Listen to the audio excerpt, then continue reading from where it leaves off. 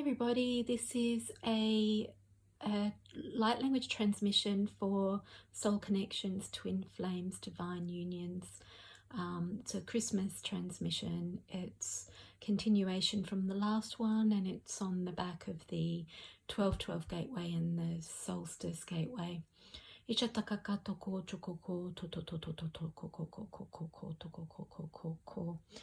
first column is the divine feminine, the second column is the divine masculine, and the third column is the relationship or the unified energy of both. It's also similarly a progression.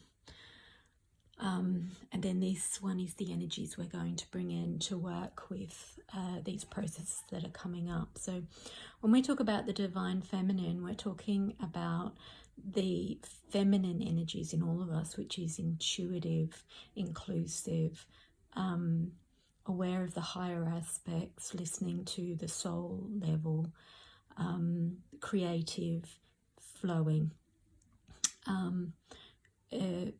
the aware of the intangible. When we're talking about the masculine energies, we're talking about the masculine energies in all of us, which is more the strategic, the logical, the rational, the planning, the making things active in physical reality, the protecting, the integrity, the standing up for what's right, the inspired action in motion. So often in twin flame pairs or soul counterpart pairs, there are one that has the masculine polarity and one that has the feminine polarity, but they always have both.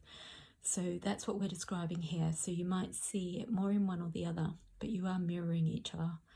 And there is the intuitive, flowing side, aware of the intangible. Things come into the energetic first and then become physical. And then we have the physical side, the action side, the using the knowledge of the physical world to navigate.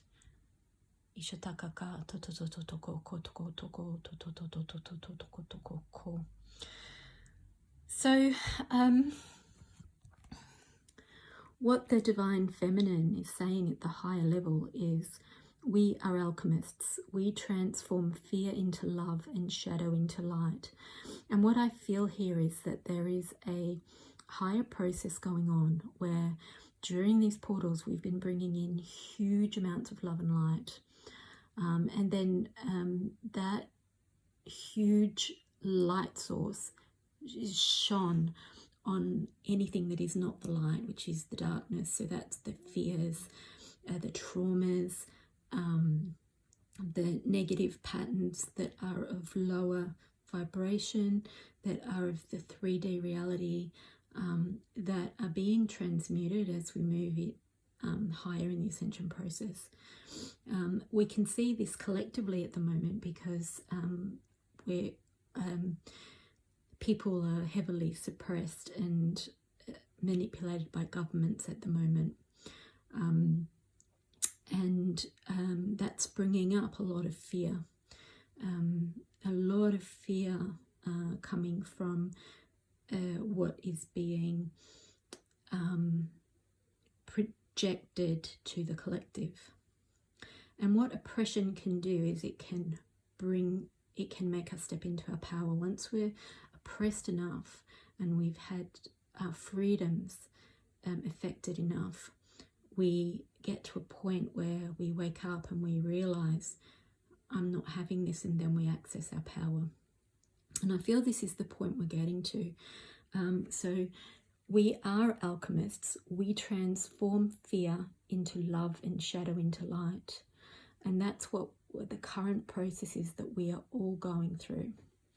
The feminine polarity may be more aware of this because she's aware of the energetics and the intangible and the higher processes. And how we're seeing that in the real world is the Hanged Man. So this is the in-between tarot. So it's the Hanged Man to the Death. So I see this also as persecution. So a lot of past lives, witches were burnt at the stake and things like that. And the fires are transformative. So what I feel now is we're harnessing any oppression or areas where we were pushed down and maybe even to the death in other lifetimes. And we're harnessing those things like the fire that we're burning. We're harnessing that. It's we're embodying it, and we're using it to transform not only our own fears but those all around us as well, those in the collective. So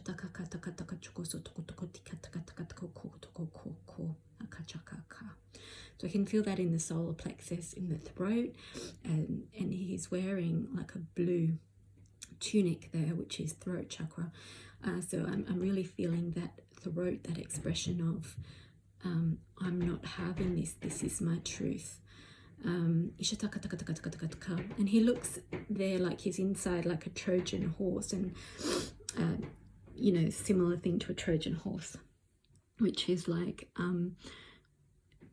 being told that things are one way, but there's really another agenda.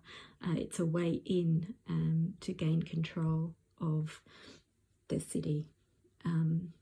You know, the Trojan horse is where they built a horse and offered it as a gift, I think, and they let the gift in through the fortress doors, and inside the horse was the armies that then brought down the city.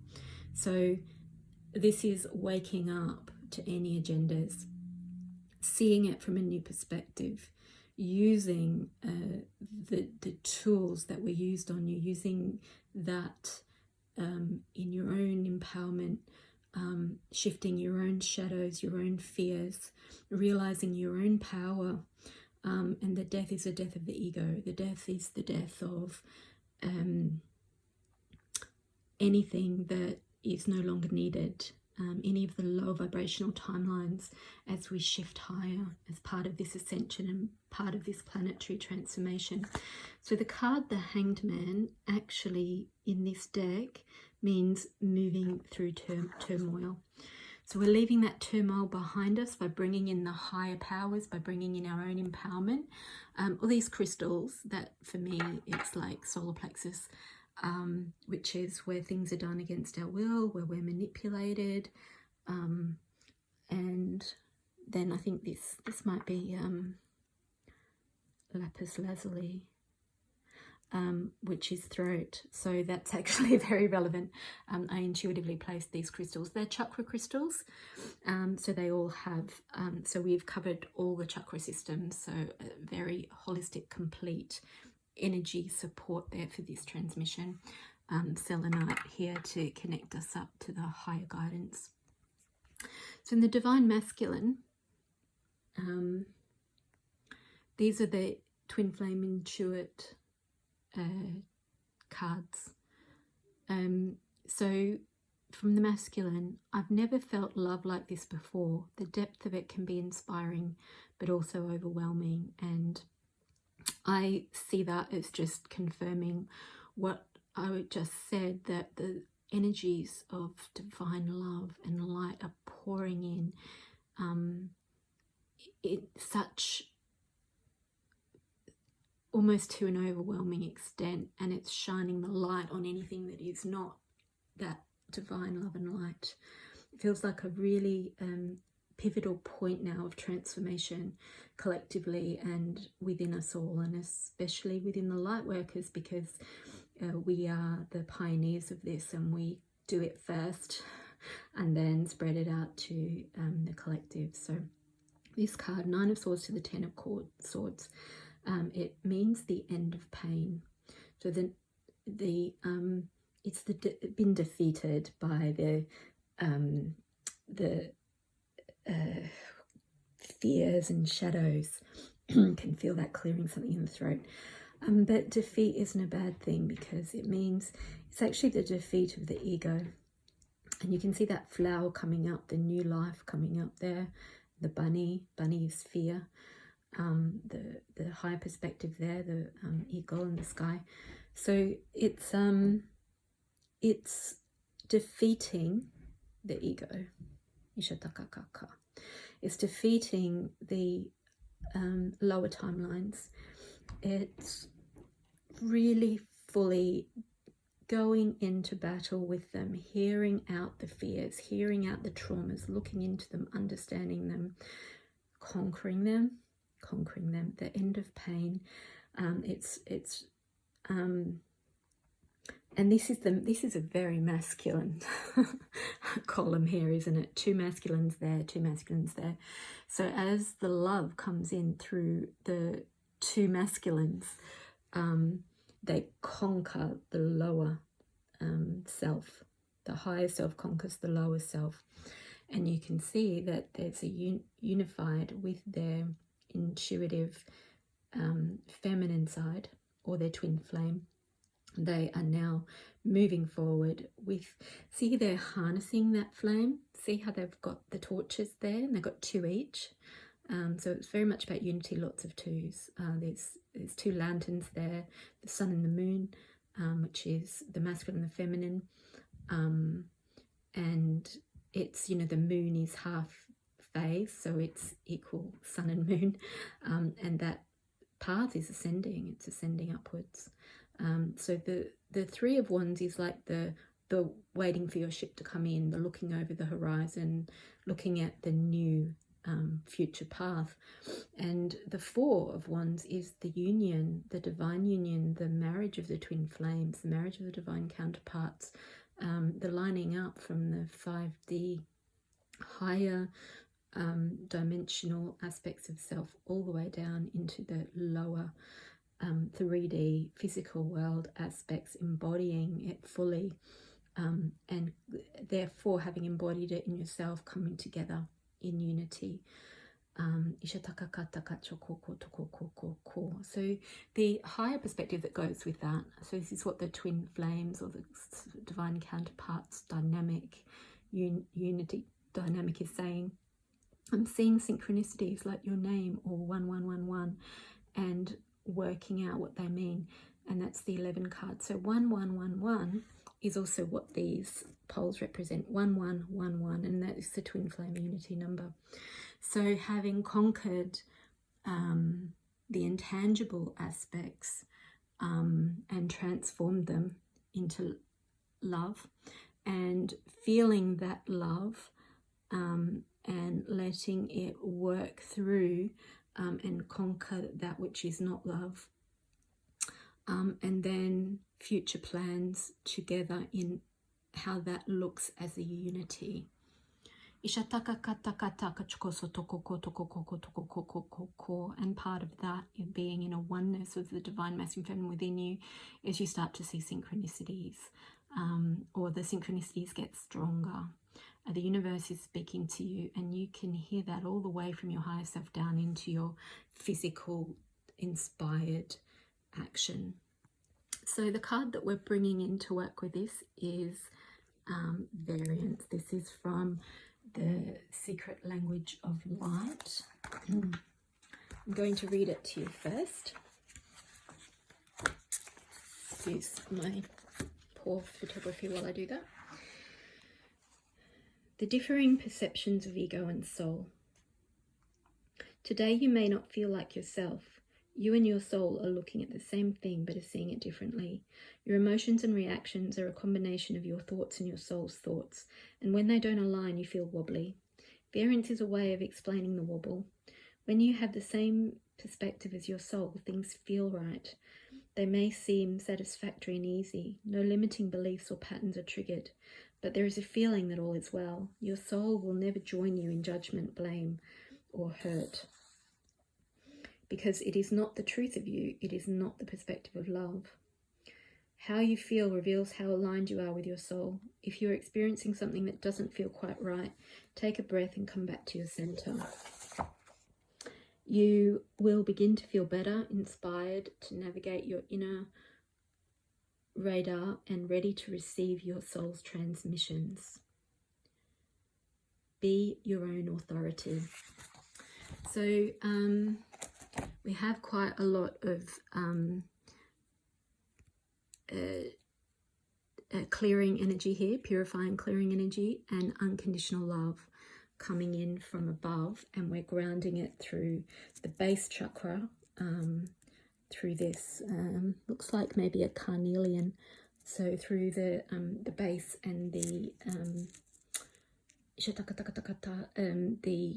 sacral chakra. And I'm just noticing that we've also got the same kind of heart-shaped thing there, and I believe we're going to use this fire here, and this fire here and here at the solar plexus with the sacral here.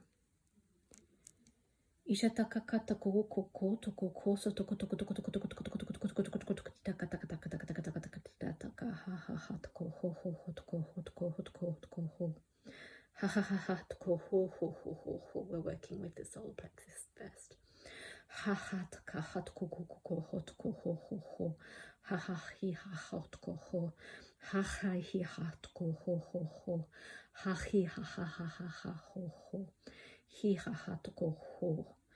So I'm feeling this divine fire, this golden fire, come through the crown, down through the whole body, clearing the solar plexus, coming out the hands.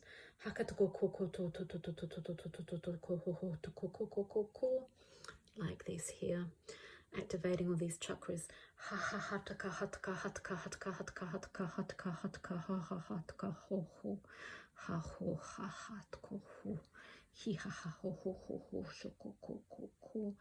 Feeling it clearing that throat chakra. Back in through the solar plexus again. Okay, and down into the sacral and the base. Can feel it in our feet.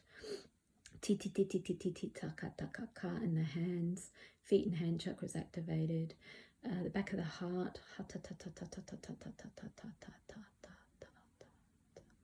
Really bringing the higher and lower aspects together, clearing everything that's in the way of that unity of higher and lower, masculine and feminine.